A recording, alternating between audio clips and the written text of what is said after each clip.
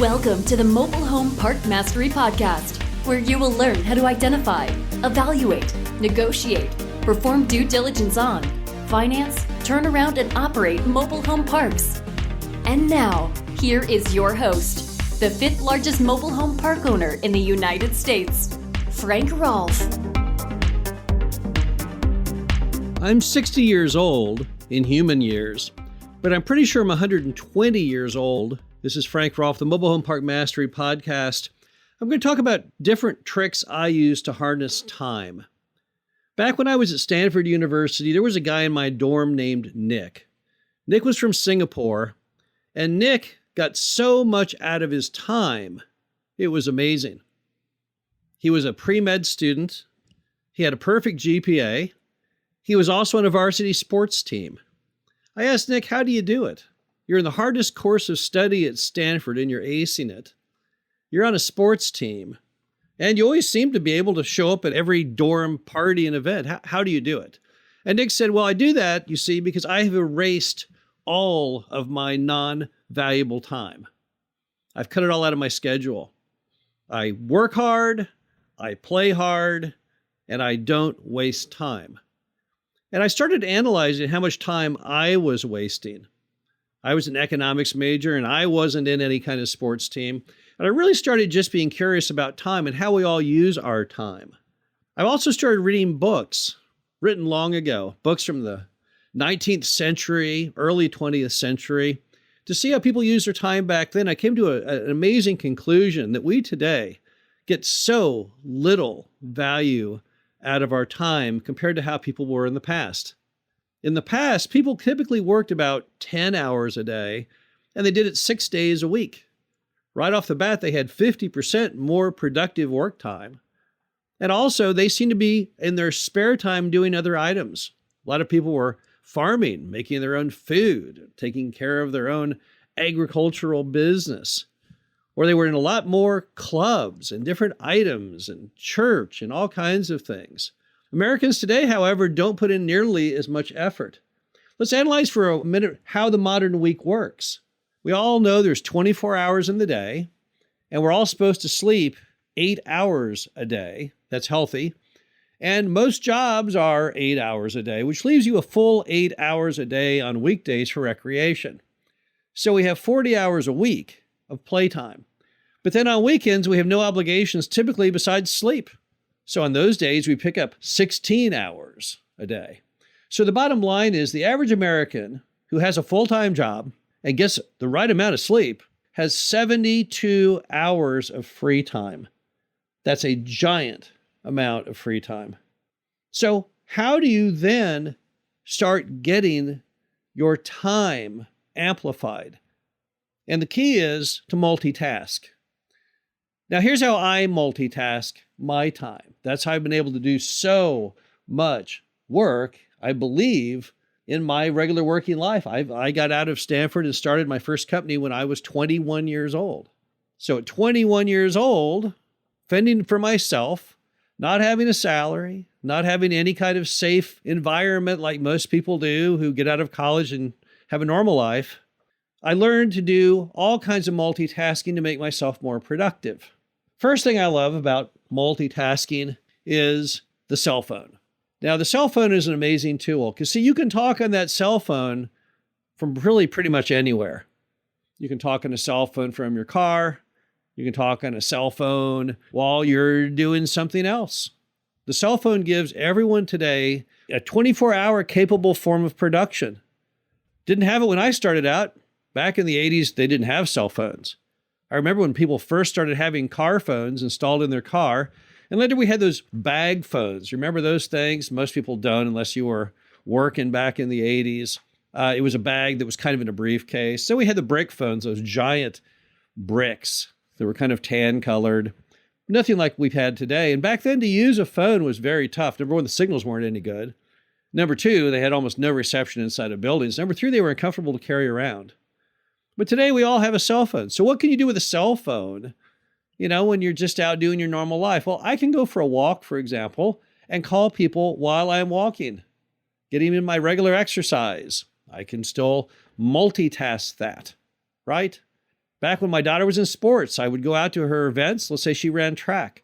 When she ran track, I'd be out there at the track for 4 or 5 hours or more. But the entire time I was able to be productive because I could still call using that time.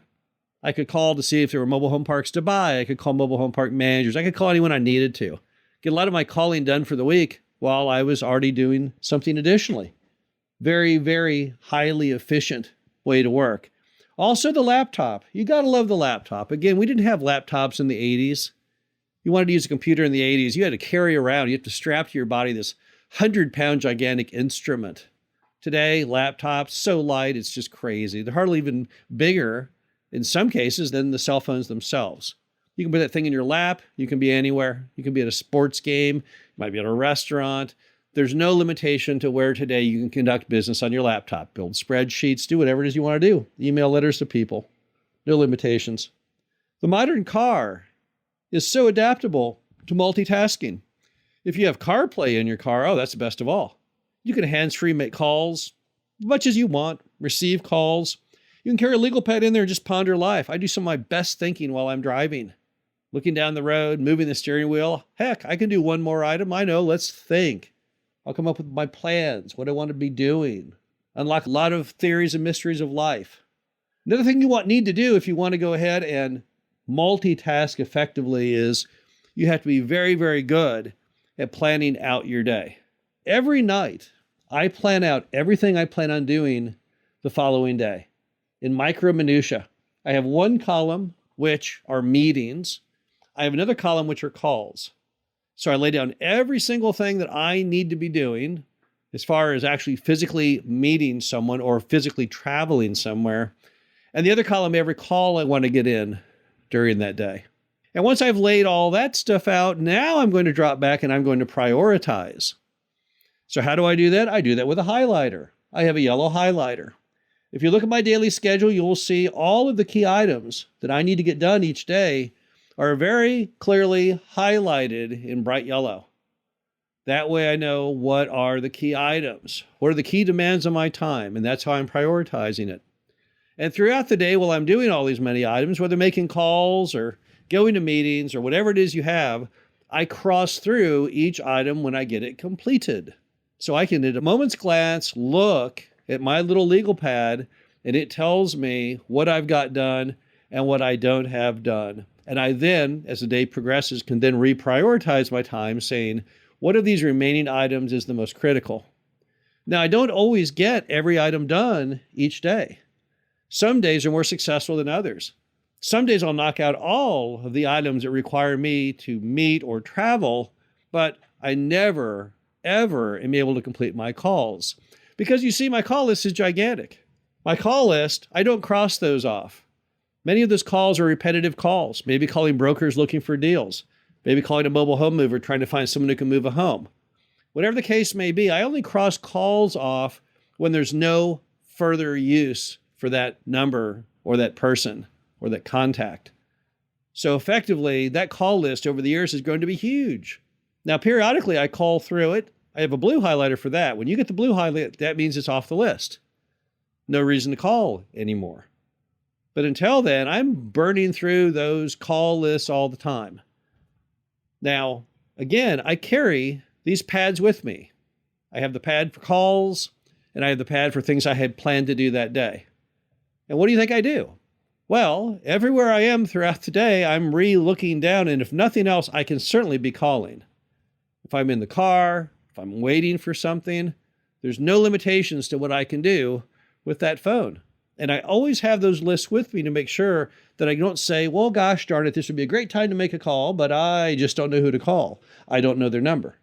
Nope, that's not the case with me. I've got all that right there before me, and I'm ready to go. The bottom line to all this is most Americans just are squandering time like there's no tomorrow. You only have so much time on earth. So the key is you've got to grab that time, and you've got to harness that power and see how far you can push it. I'm willing to bet right now that if you keep a timesheet and you use these tricks I'm describing, you will find that in the next day or so, you will get 50% more stuff done than you did prior. Now, of course, it takes work. Yes, it takes effort.